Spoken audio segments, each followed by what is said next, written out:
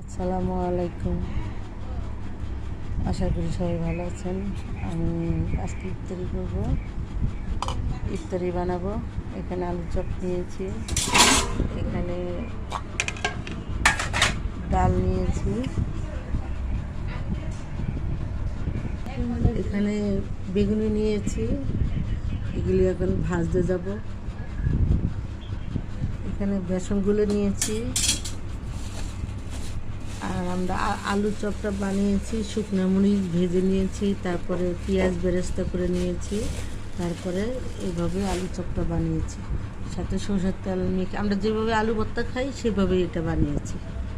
চেষ্টা করবেন এইভাবে বানানোর, তাহলে আলু চপটা খুবই মজা লাগবে। ছোলা বুটটা ভাজবো, বসাই দিয়েছি। এই যে ছোলা বুট, এটাকে ভেজে নিব এখন। এখানে সব ভাজাভাজি করবো, ফ্রাই প্যান বসাইছি। এখন পেঁয়াজও ভাজতেছি।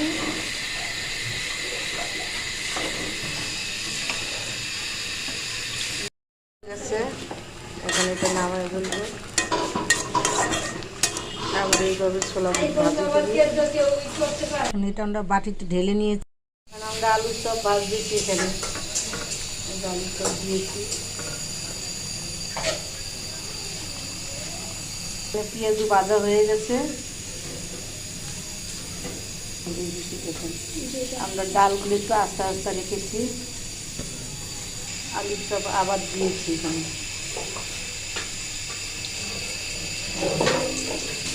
আজকে ইফতারি শেষ ইফতারি।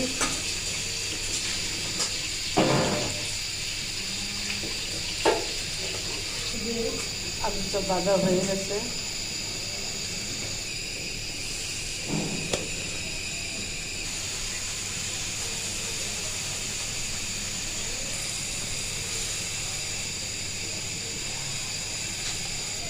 আমরা কয়েকটা কাঁচামরিচ বেসনে দিয়ে ভাজবো, দিয়ে দিচ্ছি বেসনে।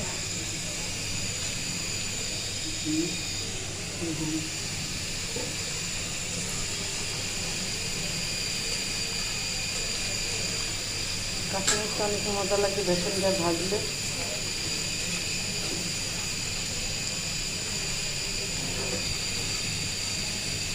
আপনারা এইভাবে ভেজে খাবেন, দেখবেন কি মজা লাগে।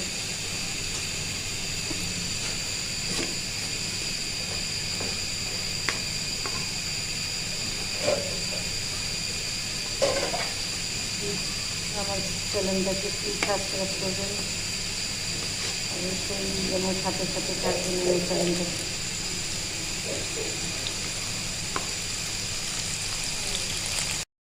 এখন আমরা বেগুনি দিয়ে দেবো এখানে।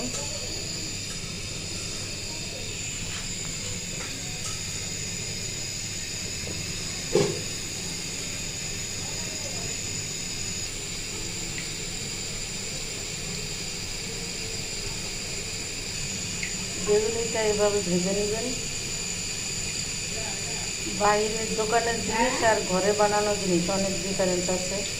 দোকানে ভেজাল দেয়, 4-5 দিনের তেল একসাথে দেয়।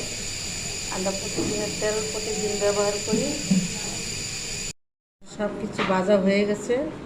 এখানে পেঁয়াজুটা আমরা কিছু গোল করেছি আর কিছু চাপটা করে নিয়েছি। এই আর এটা হলো কাঁচামরিচ, এই যে বেগুনি, আলুর চপ।